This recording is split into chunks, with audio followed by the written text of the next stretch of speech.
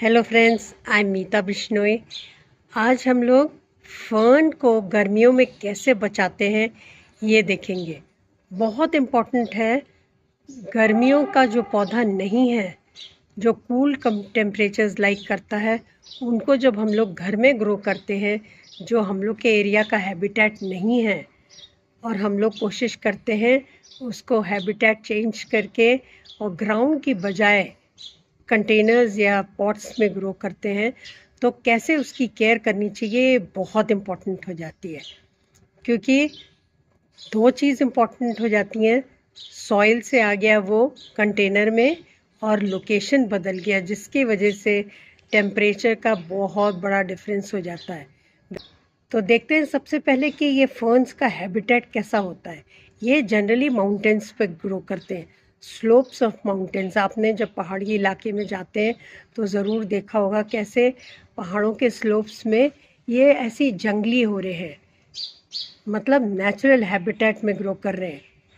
तब इनमें temperatures generally mountains में थोड़ा कम रहता है, तो इनको टेम्परेचर्स जनरली कम ही चाहिए होते हैं। हाई टेम्परेचर्स बहुत ज़्यादा, जैसे 35 के ऊपर, इसके लिए थोड़ा सा स्ट्रेस का रीज़न हो सकता है। और टेम्परेचर्स जब बहुत फ्रीजिंग कोल्ड हो जाते हैं तब भी इसकी ग्रोथ रुक जाती है और ये कई बार सरवाइव नहीं भी कर पाता। तो अब ज़्यादा टेम्परेचर्स के लिए ज़्यादा स्ट्रेस का रीज़न होता है। अभी जून का महीना है और दिल्ली एनसीआर में 2024 जून में बेशुमार गर्मी पड़ रही है। ऐसी गर्मी है जैसे लगता है कि बादल से अंगारे बरस रहे हों। तब इनको सेव करना बहुत ज़रूरी और मुश्किल हो जाता है।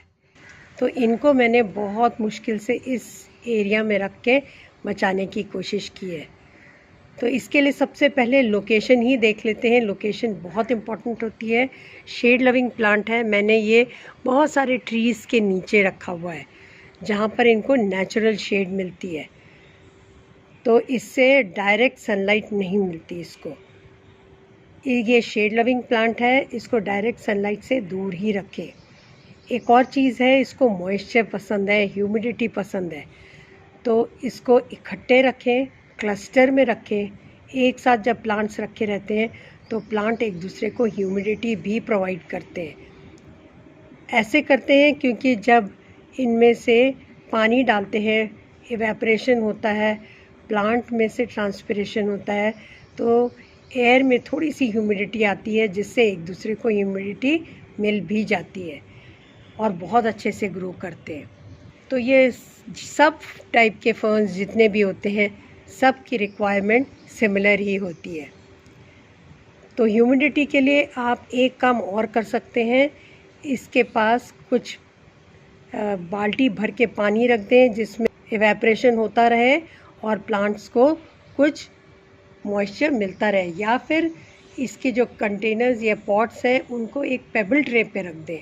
पेबल ट्रे होती है जिसमें एक ट्रे में थोड़े से पत्थर डाल देते हैं और उनके पर ये कंटेनर्स रख देते हैं, तो ये इवेपोरेशन से पानी इनको मिलता रहता है, और अगर पानी इनको चाहिए तो इनकी रूट्स कैपिलरी एक्शन से उससे पानी ले भी लेती हैं। नेक्स्ट है वाटरिंग। वाटरिंग बहुत इम्पॉर्टेंट है, इसको ड्राई नहीं छोड़ना है, स्पेशली गर्मियों में। समर्स में सेव करना ज़्यादा मुश्किल होता है, रेनी सीज़न और विंटर्स में थोड़ा ईजियर रहता है। इसको पानी रेगुलरली दें। लॉन्ग स्पेल, ड्राई स्पेल जो होता है वो इनके लिए बहुत ख़राब होता है। मैं इसको जनरली मॉर्निंग में ही पानी देती हूँ अच्छी तरह से। अगर मॉर्निंग में नहीं दे पाते तब आप इसको इवनिंग में वाटरिंग कर सकते हैं। अभी मैंने इसको शावरिंग की है, देखिए इसमें अभी भी पानी होगा कुछ। इसको शावरिंग इसलिए पसंद है क्योंकि ये मॉइस्चर लविंग प्लांट है, तो जब पानी दें इसकी लीव्स को अच्छी तरह से पानी से धो दें। जब बहुत तेज़ धूप या गर्मी रहती है तो इसको फर्टिलाइज़ करने की ज़रूरत नहीं है। अभी जून के महीने में कोई भी फर्टिलाइज़र डालने की ज़रूरत नहीं है। इसको right amount of water, humidity और शेड ये प्रोवाइड करना है। फर्टिलाइज़र इसको देना है अक्टूबर में, जब थोड़ा मौसम ठीक हो। बारिशों में भी कोई फ़ायदा नहीं है क्योंकि सारा लीच हो जाता है। फर्टिलाइज़र जो आप डालते हैं, खूब बारिश होती रहती है और वो ओवरफ्लो करके बाहर निकल जाएगा। तो अब फरवरी में मैं इसमें डालती हूँ फर्टिलाइज़र। जब बहुत गर्मी होती है तो अब आप इनको फोलियर स्प्रे से भी फर्टिलाइज़ कर सकते हैं। वो आप कर सकते हैं अपने बायो एंजाइम से, इसको फोलियर स्प्रे बना के, या एप्सम सॉल्ट, मैग्नीशियम सल्फेट, दोनों बहुत अच्छे फर्टिलाइज़र हैं।